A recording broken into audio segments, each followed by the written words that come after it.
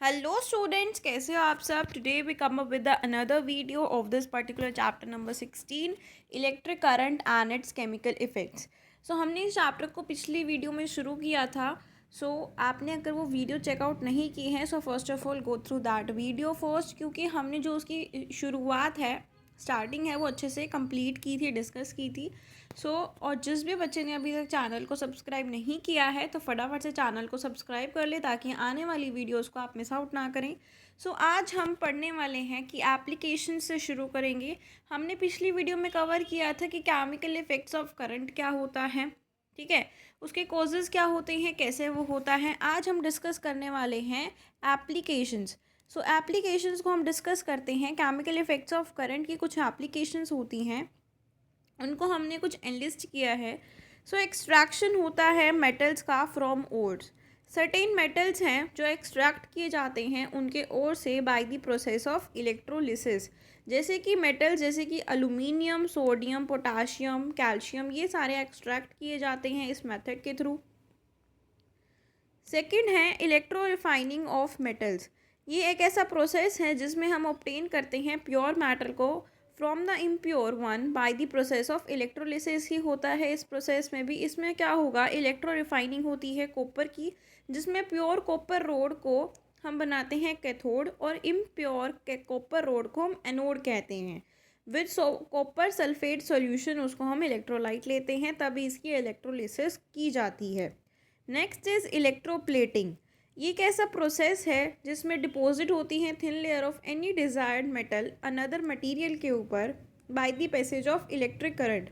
इस प्रोसेस को हम कहते हैं इलेक्ट्रोप्लेटिंग, और इसको हम समझेंगे through an activity.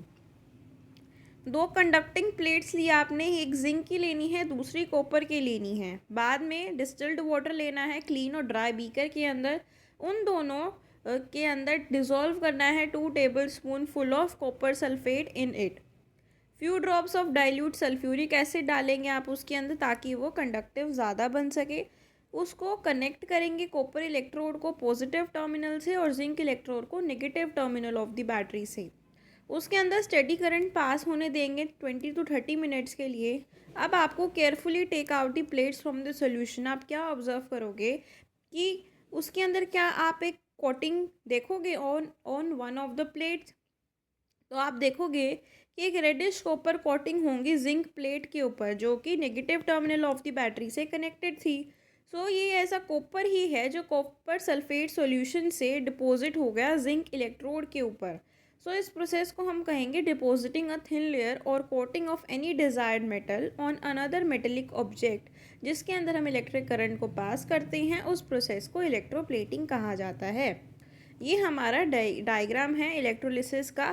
Copper plate को हमने एनोड कहा था, जिंक प्लेट को हमने कैथोड कहा था। कॉपर सल्फेट सॉल्यूशन है जो इसके ऊपर कोटिंग हो गई है। इसको आपको रिपीट करना है, ये इन चीज़ों को कैथोड लेके, और उनकी फाइंडिंग्स देखनी है। How does this deposition on the electrode happen. ये ऐसा क्यों हुआ, तो इसको समझने के लिए हमारे पास है trace the flow of charges. हमें फ्लो ऑफ चार्जेस आयंस को समझना होगा। जब भी हम इलेक्ट्रिक करंट को पास करते हैं किसी भी कॉपर सल्फेट सॉल्यूशन के थ्रू, तो कॉपर सल्फेट सॉल्यूशन डिसोशिएट हो जाता है कॉपर और सल्फेट आयंस के अंदर। कॉपर सल्फेट सॉल्यूशन है CuSO4, वो डिसोशिएट हो गया Cu+SO4 2 नेगेटिव आयन के अंदर। जो फ्री मोबाइल कॉपर आयंस थे वो कैथोड जो है उसके ऊपर जाके कन्वर्ट हो गया कॉपर एटम्स के अंदर और डिपॉजिटेड हो गया उसके ऊपर। और जो सल्फेट आयंस थे वो कॉपर प्लेट के ऊपर रिएक्ट करेंगे, जहाँ पे वो रिएक्ट करेंगे कॉपर के साथ, ताकि वो कॉपर सल्फेट फिर से फॉर्म कर सके। कॉपर एक इफेक्टिवली रिमूव्ड हो जाता है एनोड से और डिपॉजिट होता है कैथोड के ऊपर। अब नेक्स्ट हमारे पास है द प्रोसेस ऑफ इलेक्ट्रोप्लेटिंग। अब प्रोसेस देखते हैं इलेक्ट्रोप्लेटिंग का प्रोसेस कैसे होता है। We now list some conditions that help in getting a smooth and firm deposit during electroplating. तो हमें इसके अंदर क्या करना होगा, कुछ कंडीशंस होती हैं इलेक्ट्रोप्लेटिंग प्रोसेस को करने के लिए। जो भी हमें इलेक्ट्रोप्लेटेड करना है, जो भी आर्टिकल को करना है, तो उसे हमें कैथोड बनाना होगा of an electrolytic cell. Anode को हमें प्योर मेटल बनाना होगा, ताकि which is to be coated on the article. और सुटेबल सोल्यूबल सॉल्ट हमें चाहिए ऑफ द एनोड मेटल, जिसको हमें इलेक्ट्रोलाइट लेना है। अब नेक्स्ट है हमारे पास प्रैक्टिकल एप्लीकेशंस या नीड। सो प्रैक्टिकल एप्लीकेशंस नीड इलेक्ट्रोप्लेटिंग एक वेरी यूज़फुल प्रोसेस है। इसको हम वाइडली यूज़ करते हैं इंडस्ट्रीज़ में, ताकि कोटिंग कर सकें हम मेटल ऑब्जेक्ट्स का थिन लेयर के साथ। डिफरेंट मेटल्स की हम कोटिंग कर सकते हैं to improve alter their appearance, उसकी अपीयरेंस को अल्टर कर देना, इम्प्रूव कर देना। Shining handles of bicycles, bath taps which are otherwise made of iron, हम उनको शाइन कर सकते हैं। This is done by electroplating them with chromium nickel, उसके ऊपर हम थिन लेयरिंग कर देते हैं। आर्टिकल्स ऑफ बेस मेटल्स को कोट कर देते हैं प्रीशियस मेटल्स के साथ, ताकि वो और अट्रैक्टिव दिखें। प्रोटेक्टिव स्ट्रेंथनिंग कोटिंग को प्रोवाइड करना, जब भी हम ऑफन यूज़ करते हैं chromium plating bath taps, car bumpers, bicycle handles, towel rails, kitchen gas burners, wheel rims, ये सब चीज़ों में हम यूज़ करते हैं। तो chromium deposit not only provides a shiny appearance, लेकिन वो कोरोजन और वियर एंड टीयर स्क्रैचेस से भी हमें प्रोटेक्शन देता है। कुछ कोटिंग्स होती हैं जो स्ट्रेंथ प्रोवाइड करती हैं बेस मेटल के लिए। नेक्स्ट है टू मिनिमाइज द कॉस्ट। सो हमें पता है कि कुछ मेटल्स जैसे कि गोल्ड, सिल्वर, प्लेटिनम, निकल, ये बहुत एक्सपेंसिव होते हैं, तो इनको जनरली इकोनॉमिकल हम यूज़ नहीं कर सकते एज द होल ऑब्जेक्ट। सो हम उन आर्टिकल्स को लेस एक्सपेंसिव मेटल से लेते हैं और उसके ऊपर थिन कोटिंग करते हैं, ताकि वो आर्टिफिशियल ज्वेलरीज बनाई जाती हैं, इलेक्ट्रोप्लेटिंग की जाती है, ताकि वो लेस एक्सपेंसिव मेटल्स जो हैं वो हम यूज़ कर सकें। नेक्स्ट अब हमारे पास है that is Faraday's discovery. So Faraday's discovery में क्या था, एक वेरी इंपॉर्टेंट फिनोमिना डिस्कवर किया गया, माइकल फेराडे ने किया था 1831 के अंदर। सिंपल डिस्कवरी थी। In that very year was made independently by Joseph Henry. ये फिनोमिना था on the basis of the production of almost all large scale electricity produce in the world. ये ऐसा क्यों हुआ, क्योंकि उसने कहा कि had there be no Faraday there would have been no electricity. जहाँ पे फैराडे नहीं होगा वहाँ पे इलेक्ट्रिसिटी नहीं होगी। सो हमने इसको स्टेटमेंट को क्लास 7 में डिस्कस किया था कि जो magnetic effects of electric currents होते हैं, these can be viewed as conversion of electrical energy into magnetic energy में कन्वर्जन होता है। Faraday's discoveries was in a way कि जो रिवर्स होती है magnetic effect of current, he showed कि we can get electricity from magnetism. So इसको समझने के लिए हमारे पास एक एक्टिविटी है, आपको एक होलो सिलेंड्रिकल पाइप लेना है आयरन का, उसके अंदर and wind a large number of turns of well insulated copper wire on it. आपको ऐसे रख देना है। Clean the two ends of the wire और अटैच करनी है टॉर्च बल्ब या एलईडी। स्ट्रॉन्ग बार मैग्नेट लेना है, उसको rapidly towards the centre of the pipe में आपको मूव करना है विदाउट टचिंग इट। क्या ऑब्जर्व करेंगे हम कि जो बल्ब है वो ग्लो करना शुरू होगी। ऐसा इसलिए होगा for a while and stop glowing as soon as the magnet is stopped. If we now withdraw the magnet away from the coil, we find that bulb again glow up momentarily. So ये क्या है, we are thus getting electricity through this motion of the magnet near through a coil. जब भी हम magnet को पास लेके जा रहे हैं कॉइल के पास, तो जो बल्ब है वो ग्लो करता है, लेकिन जब दूर लेके जाते हैं तो ग्लो नहीं करता। तो इससे हमें क्या समझ में आया कि जो मैग्नेट का here and there to and fro movement है, उससे हम इलेक्ट्रिसिटी ले सकते हैं। नेक्स्ट है electromagnetic induction.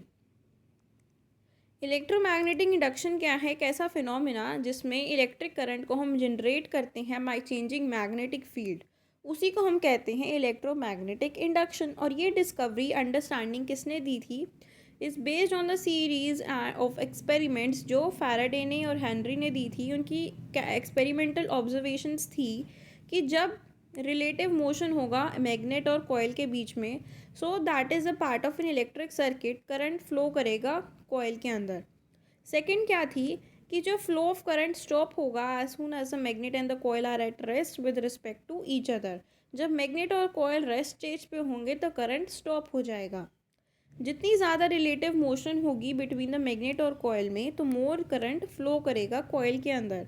Direction of current obtained by moving the magnet away from the coil is opposite to its direction when the magnet is moved towards the coil. So direction जो current की होगी वो magnet के हिसाब से होगी, magnet की direction के हिसाब से होगी। Phenomena of electromagnetic induction forms the underlying principle of all modern day generators and transformers, जो जनरेटर्स हैं वो कन्वर्ट करते हैं मैकेनिकल एनर्जी को इलेक्ट्रिकल एनर्जी के अंदर. So today's civilization owes its progress to a very great extent to discovery of the phenomenon of electromagnetic induction. तो ये हमने देखा माइकल फेरेडे एक ब्रिटिश फिजिस्ट थे जो सन थे ब्लैक स्मिथ के. तो he could attend a day school only where he learn the basic ABCD of reading writing and arithmetic. ये चीज़ आप इसकी जो हिस्ट्री है बायोग्राफी आप पढ़ सकते हो. He would read books which came for binding. With his humble background, Faraday discovered a method of liquefying chlorine and benzene. He also discovered the phenomena of electromagnetic induction, magneto-optical effect, diamagnetism. ये law of electrolysis भी इसने बताया था. Electromagnetic induction का phenomena इसने बताया था. इसने कुछ गिफ्ट दिए हैं साइंस के, mankind of science to mankind. The world salutes him as one of the greatest geniuses of all times. ये ग्रेटेस्ट जीनियस था हमारे लिए. सो हमने इस चैप्टर को कंप्लीट कर लिया है.